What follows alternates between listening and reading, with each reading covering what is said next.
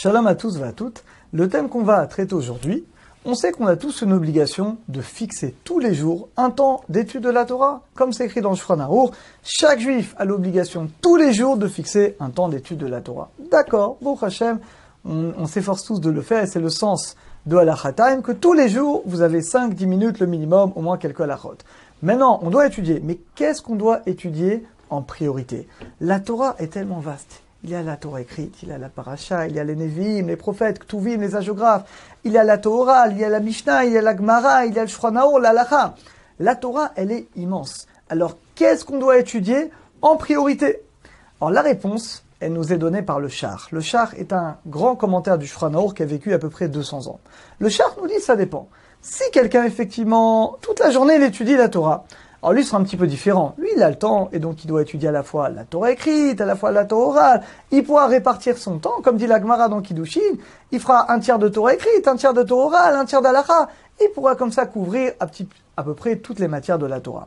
Maintenant, nous dit le Shar, les batim, les gens qui travaillent essentiellement, et donc ils n'ont pas beaucoup de temps pour étudier la Torah. Dit le Shar, ils n'ont que 1 heure, 2 heures ou 3 heures par jour.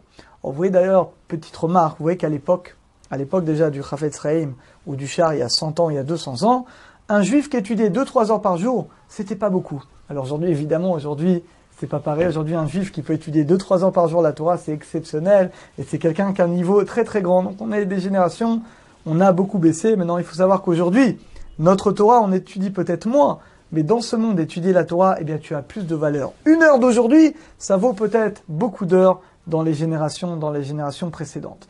En tout cas, nous dit le Shar, donc si quelqu'un, on va dire, il a que 1 heure par jour, dit le Shar, s'il étudie que la Gemara Rashi Tosfot, dit le Shar, il n'est pas qui de la mitzvah d'étudier la Torah. Vous allez me dire, mais comment ça? Le Talmud, c'est l'étude de la Torah.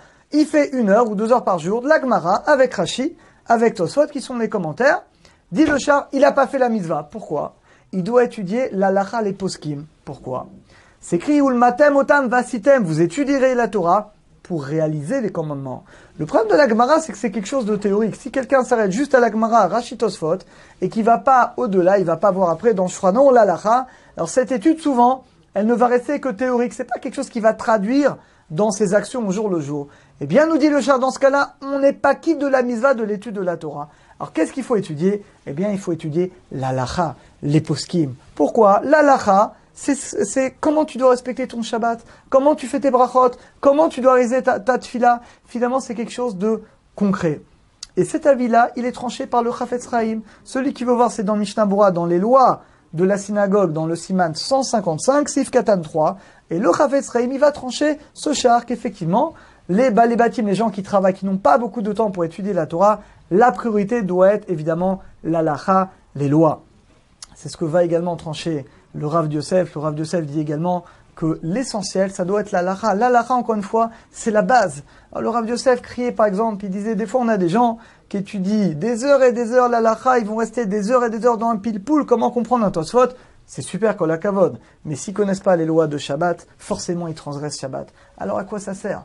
L'essentiel, c'est quand même de garder les mitzvot, de faire les mitzvot. Donc, la base, étudie bien les lois de Shabbat, les lois de la prière, les lois des brachot, les lois de Nida. L'Halakha, c'est la base d'un juif. La base que le juif, il peut se débrouiller dans ce monde, au moins il respecte l'Halakha, au moins il ne va pas transgresser les interdits les plus graves de la Torah. Le Rav Mordechai Eliyahu également, Zichrono Livracha, il répétait, on le dit tous les jours dans notre fila, Kol hashoneh halachot. Tout celui qui étudie d'Halachot tous les jours, Muftar louch ou ben baba. Regardez, incroyable. Quelque chose qu'on apprend du prophète Eliyahu. On le dit tous les matins avant les nous les Shabbat. Tana debe Eliyahu, il enseigne au prophète Eliyahu. Tout celui qui étudie tous les jours au moins 2 Halachot, il est sûr, c'est une promesse d'aller au Lamaba. Je ne sais pas si vous vous rendez compte. C'est incroyable. Vous avez un ticket de loterie, on dit voilà, c'est sûr que tu gagnes. Mais pas 1 ou 2 millions d'euros. Tu gagnes l'éternité, le monde futur. Qui ne voudrait pas prendre ce ticket? Eh bien, ce ticket, on le dit tous les matins, c'est quoi? Tous les jours, tu étudies quelques halachot. Pourquoi? Si tu étudies l'halachot, tu vas l'étudier, tu vas le réaliser. Baruch Hashem. Tu es sûr dans ce cas, dans ta vie, que ta vie va être en conformité avec les lois de la Torah. Ton Shabbat va être un vrai Shabbat. Les lois de Nida vont être des vraies lois de Nida respectées, etc. Tu vas pas voler, tu vas pas truander, ton business, il sera propre, etc. Donc finalement, quelqu'un qui étudie l'halakha, eh bien, il est sûr, finalement, de ne pas arriver à réaliser des transgressions. C'est la raison pour laquelle dit le Chida, ce grand maître qui a vécu à 200 ans, chaque juif doit étudier le minimum légal, c'est 2 halachot par jour.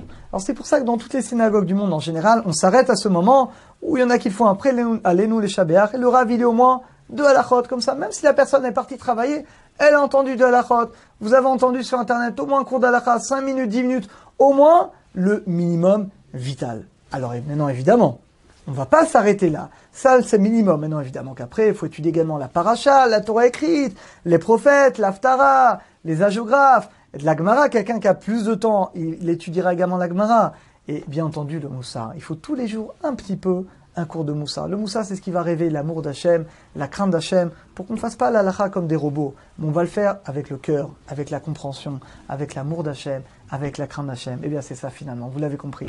Donc en résumé, oui, on doit tous les jours fixer un moment d'étude. La base, c'est la halakha. Tu dois faire minimum, quelques halakhot tous les jours, ça c'est la base. Après, évidemment, tu vas étudier également la paracha avec Rashi, tu vas faire du Moussar, tu vas te réveiller, et Bezat Hachem, et tous les jours, un petit peu plus, et tous les jours. Et avec l'aide d'Hachem, Hachem nous aidera à augmenter tous les jours un petit peu plus d'études et à étudier des nouvelles matières qu'on ne connaissait pas. Et grâce à ça, on pourra étudier beaucoup de Torah et on méritera de réaliser ce qui est écrit dans le prophète Eliaou, que tous les jours, on pourra fixer un temps d'études. Tous les jours, on va étudier la Hara et Bezat Hachem. Avec tout le clan d'Israël, on méritera le Olam Haba, la réussite dans le monde futur et également dans ce monde-là. Alors à très bientôt et bonne étude à tous. Au revoir.